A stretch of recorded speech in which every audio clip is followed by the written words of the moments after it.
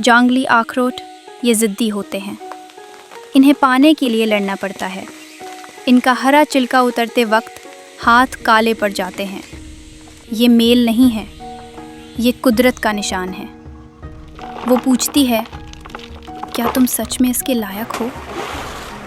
नड़ी के पानी में ढोकर 5 दिन तक धूप में तपना पड़ता है, लेकिन असली खजाना उस सख्त खोल के अंदर है। आग पर सेककर जब वो खट की आवाज़ आती है, तब जीत महसूस होती है।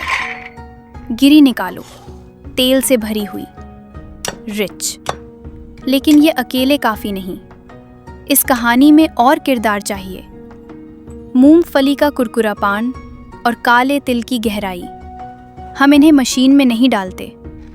पत्थर की वो पुरानी नाली जहां हम ताकत और रिदम से काला सोना बनाते हैं। गुड़ की मिठास मिलाकर ये गहरा मीठा दिल बन जाता है। फिर बारी आती है चावल के आटे की।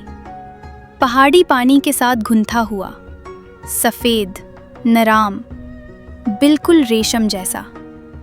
रात के उस अंधेरे को दिन की सफ़ेदी में लपेट देना। गोल, बिल्कुल गोल, ना कोई शुरुआत ना कोई अंत। उबालते पानी में पहले ये डूब जाते हैं, भारी होते हैं, पर जैसे ही पकते हैं मोटी की तरह ऊपर तैरने लगते हैं। एक बाइट और वो नराम परत पिघल जाती है और अंदर से वो गर्मा गर्म स्वाद मुंह में घुल जाता है। ये सिर्फ एक मिठाई नहीं है, ये पहाड़ों का प्यार है जो सीधा दिल में उतर जाता है। क्या आपने कभी बैंगनी बादलों जैसा स्वाद चखा है? कहानी शुरू होती है मिट्टी के नीचे, कुदरत के इस छिपे हुए खजाने के साथ। ये सिर्फ शकरकंद नहीं है, ये ज़मीन के अनमोल रत्न है। मिट्टी हटाते ही देखिए इसका असली रंग। ये इतना चमकदार है कि नकली लगता है, पर यकीन मानिए ये 100% असली है। अब जरा इस आवाज पर ध्यान दें। हमें इसे पतला काटना है ताकि भाप इसके हर कोने तक पहुंच सके। अब बारी है आग और भाप के जादू की। देखिए ये कितने नरम हो गए हैं। गर्म रहते ही इसे अच्छे से मश कर लीजिए। थोड़ी सी चीनी मिठास के लिए और चावल का आटा उस परफेक्ट च्यूवी टेक्सचर के लिए। इसे तब तक गूंदें जब तक ये मक्खन जैसा मुलायम ना हो जाए। लेकिन असली मजा तो इसके अंदर है। मूंगफली, तिल और चीनी का एक कुरकुरा सरप्राइज।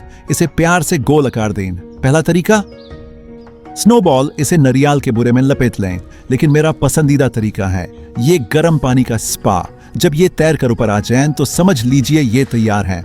बाहर से नरम और च्यूवी, अंदर से क्रंची और मीठा। सच में सुकून का स्वाद ऐसा ही होता है।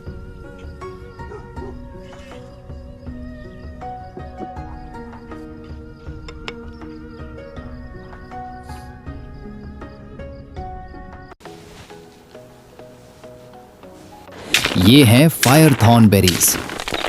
एक बार जोर से हिलाया और पेड़ से मानो लाल मोतियों की बारिश होने लगी। पर यह फल खट्टा होता है, इसलिए हमें फूलों की मिठास चाहिए। जंगली गुलदावरी।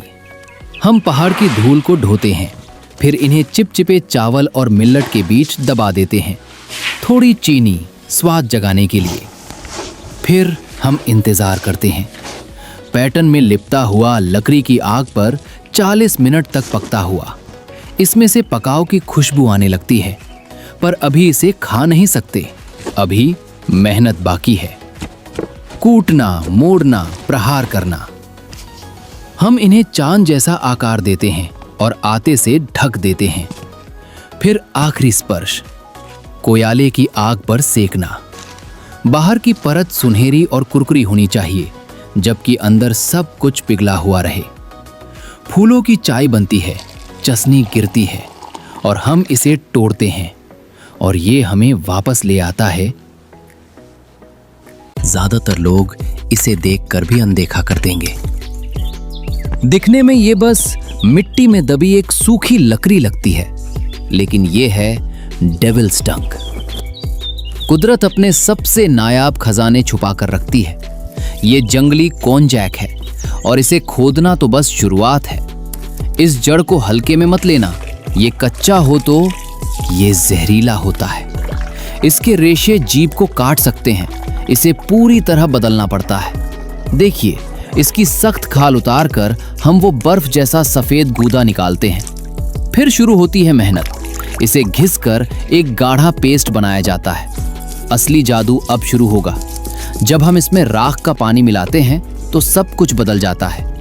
ये बहना बंद कर देता है, ये जमने लगता है, ये बन जाता है पहाड़ी टोफू। पर काम अभी खत्म नहीं हुआ।